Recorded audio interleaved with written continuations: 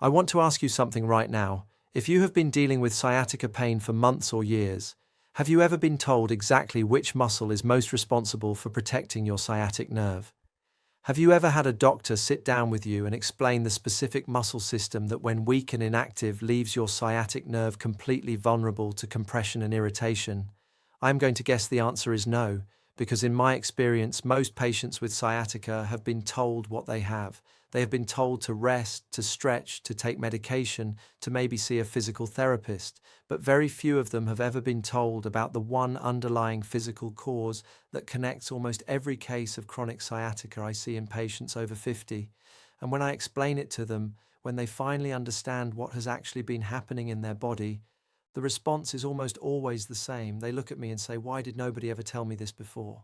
Today, I'm going to show you the real underlying cause of chronic sciatica that most people never hear about, why it becomes such a problem specifically after 50, and the specific fix that addresses it directly, not just the symptoms, but the actual root cause. This is the video I wish every one of my sciatica patients had seen before they spent years trying things that only provided temporary relief.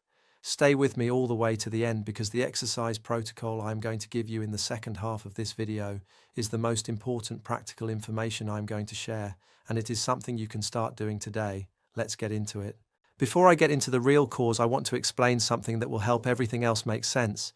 Think about the treatments most people try for sciatica: pain medication, anti-inflammatory drugs, rest, stretching, heat, ice, epidural steroid injections, in some cases surgery. Now, some of these things provide real relief. I am not dismissing them. Pain medication reduces pain. Anti-inflammatory medication reduces inflammation. Steroid injections can provide significant short-term relief by reducing the inflammation around the compressed nerve root. And in specific cases, surgery is absolutely the right choice. But here is the question I want you to think about. How many of these treatments address the underlying reason the nerve is being compressed in the first place? Pain medication does not. It reduces your perception of the pain, but the compression is still there. Anti-inflammatory medication reduces the inflammation around the nerve, but it does not address why the disc herniated, or why the piriformis is tight, or why the spinal canal has narrowed. Steroid injections are one of the most effective short-term treatments available, and I use them regularly in my practice, but studies consistently show that their benefits are temporary in many patients. The pain comes back because the underlying cause has not been addressed.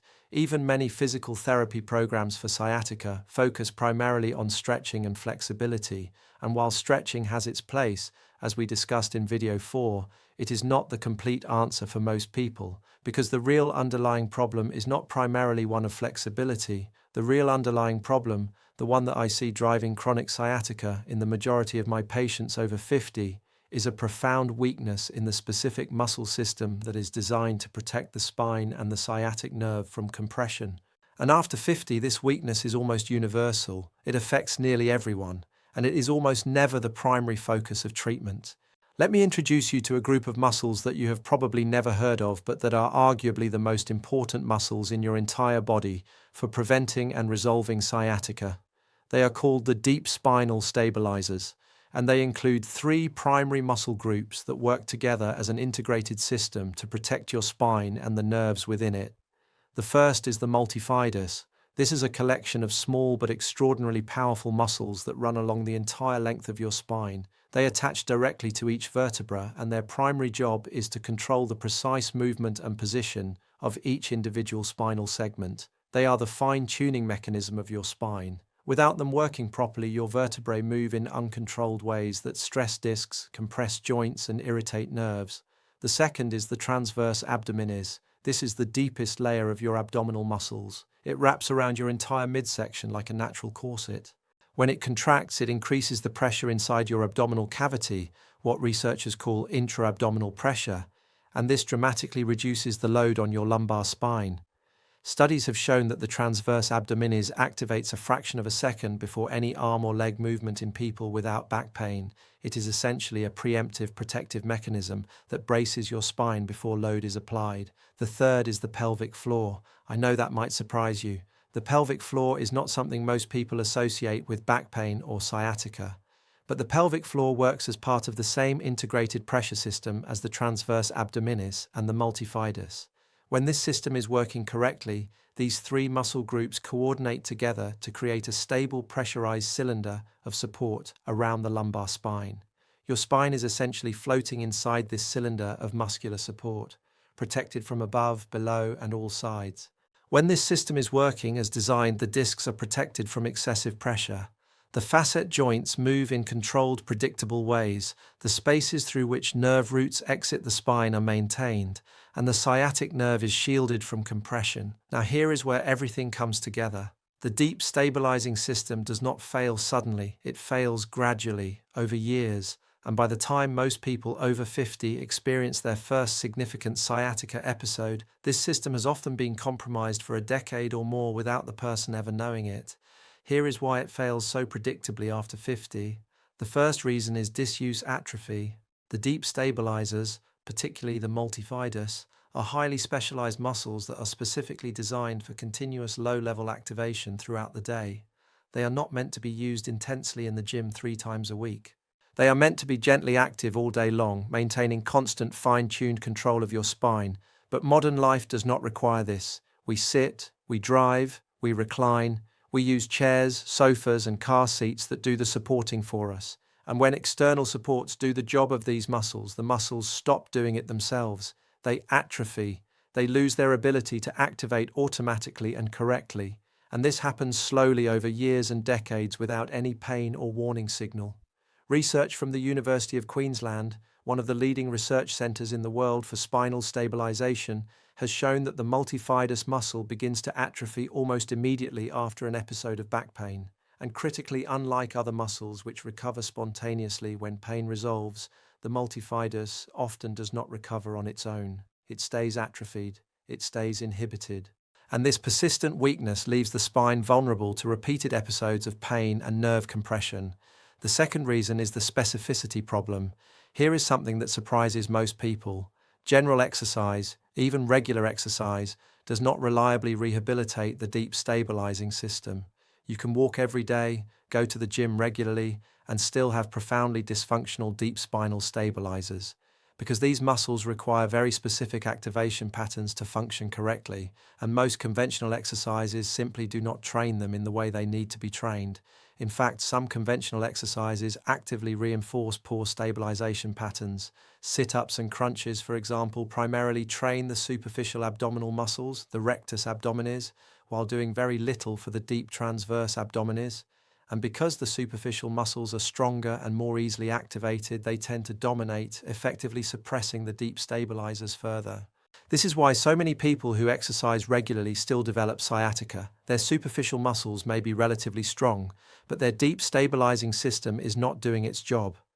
The third reason is neurological inhibition. This is the most fascinating and in many ways the most important reason the deep stabilizing system fails after 50.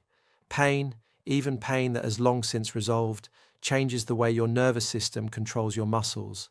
When you experience back pain or sciatica, the nervous system essentially rewires itself in response. The automatic activation of the deep stabilizers, that preemptive bracing that should happen a fraction of a second before every movement, becomes disrupted. The multifidus and transverse abdominis stop activating automatically. They wait for a conscious signal that often never comes. And in the meantime, your spine moves unprotected through its range of motion with every step, every reach, every bend, and every lift you take throughout the day. This neurological inhibition persists long after the pain resolves, which is why the first episode of sciatica is so often followed by a second, and a third. The nerve compression improves, the pain goes away, but the underlying protective system has been disrupted. And without specific rehabilitation to restore it, the next episode is only a matter of time. Now I want to give you the practical solution, the specific exercises that directly address this underlying cause. These are not the same exercises from video 2, although some of them build on those foundations.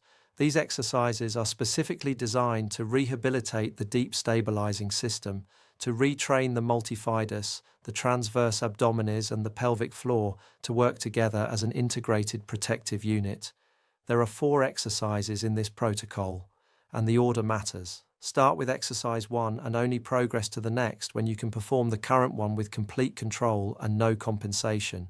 Exercise 1, the abdominal brace. This is the foundation of everything else in this protocol, and it is the most important skill you can develop for your spine. It sounds simple, but most people have never done it correctly. Here is how to do it. Lie on your back with your knees bent and your feet flat on the floor. Place your fingertips on your lower abdomen, just inside your hip bones. This is where you are going to feel the transverse abdominis activate. Now I want you to gently draw your lower abdomen inward and upward. Not a big suck in, not holding your breath, just a gentle, subtle contraction, like you are very gently pulling your belly button toward your spine and slightly upward. About 30% of your maximum effort, no more. At the same time, I want you to gently engage your pelvic floor. Think of it as a very gentle lift, like you are trying to stop the flow of urine. Again, subtle, about 30% effort. Hold this gentle dual contraction for 10 seconds. Breathe normally throughout. This is critical. If you are holding your breath, you are not doing this correctly. The goal is to maintain the contraction while breathing freely. Relax completely for 5 seconds. Then repeat. Do 10 repetitions of 10-second holds, twice daily. Now here is what makes this exercise so different from a normal abdominal exercise. The goal is not to create visible movement or strong muscle contraction. The goal is to find and activate the deep layer, the transverse abdominis, independently of the superficial muscles. You should not see your abdomen moving dramatically. You should not feel your rectus abdominis clenching. Just a subtle, deep, gentle activation. If you feel your entire abdomen clenching hard, you are using the wrong muscles. Reduce your effort by half and try again. This exercise is the foundation that all the others build on. Spend at least 1 week practicing this before moving to the next exercise. Exercise 2, multifidus activation in 4-point kneeling. This exercise specifically targets the multifidus, the deep spinal muscles that are most consistently atrophied in people with chronic sciatica and back pain. Get on your hands and knees in the tabletop position, hands under shoulders, knees under hips, back flat. Establish your abdominal brace from exercise 1, that gentle 30% activation of your deep abdominals. Now here is the key part. Without moving your spine at all, I want you to very gently think about gently swelling or thickening the muscles on either side of your spine, the muscles in the groove on either side of your spinous processes. This is not a visible movement. It is a very subtle isometric activation of the multifidus. Hold for 10 seconds while maintaining your abdominal brace and breathing normally. Then relax completely. Do 10 repetitions, twice daily. I know this sounds abstract, and the first few times you try it, you may not feel like you are doing anything. That is normal. The multifidus has often been neurologically inhibited for so long that re-establishing the connection takes time and patience. A helpful cue. Imagine someone is about to gently press down on your lower back, and you want to gently resist that pressure from the inside. Not by stiffening your whole back, but by generating a subtle internal resistance from the muscles right next to your spine. With practice over 1 to 2 weeks, most people develop a clear sense of this activation, and when they do, they often report that their back feels more supported and stable than it has in years. Exercise 3, dead bug. The dead bug exercise is one of the most effective exercises ever developed for training the deep stabilizing system under dynamic conditions. It trains the transverse abdominis and multifidus to maintain spinal stability while your arms and legs are moving, which is exactly what they need to do in real life. Lie on your back with your knees bent at 90 degrees and your feet off the floor, your shins parallel to the floor. Raise both arms straight up toward the ceiling. Your lower back should be gently in contact with the floor. Establish your abdominal brace. Now slowly extend your right leg out straight while simultaneously lowering your left arm overhead toward the floor. Move slowly and with complete control. Keep your lower back in contact with the floor throughout the entire movement. Your lower back must not arch away from the floor. If it does, you have gone too far. Reduce your range of motion. Slowly return both limbs to the starting position. Then repeat on the opposite side. Left leg extends, right arm lowers. That is 1 full repetition. Do 8 to 10 on each side. Rest for 60 seconds, then repeat for 2 to 3 sets. What makes this exercise so valuable is that the opposing arm and leg movement creates a strong rotational force on your spine. Your deep stabilizers have to fire strongly and continuously to prevent that rotation and keep your spine stable against the floor. This is exactly the kind of functional stability training your spine needs. Go slowly, slower than feels necessary. The slower you go, the more your deep stabilizers are doing the work, rather than your momentum doing it for you. Exercise 4, side plank with knee on floor. The side plank trains something that the previous exercises do not: lateral stability, the ability of your deep stabilizing system to resist forces coming from the side. And this is critically important for sciatica because lateral instability is one of the key factors that allows the spine to compress nerve roots unevenly. Lie on your side. Bend your knees so your hips are at approximately 45 degrees.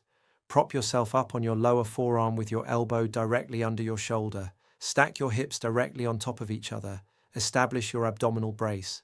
Then lift your hips off the floor so that your body forms a straight diagonal line from your knees to your shoulders. Hold this position while breathing normally. Start with holds of 15 to 20 seconds. As you get stronger, work up to 30 to 45-second holds. Do 2 to 3 holds on each side. Rest for 30 to 60 seconds between sides. Focus on keeping your hips stacked and level.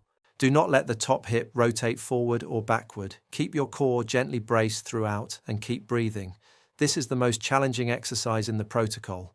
If it is too difficult to begin with, simply lie on your side and practice lifting your top knee while keeping your feet together, a clamshell movement.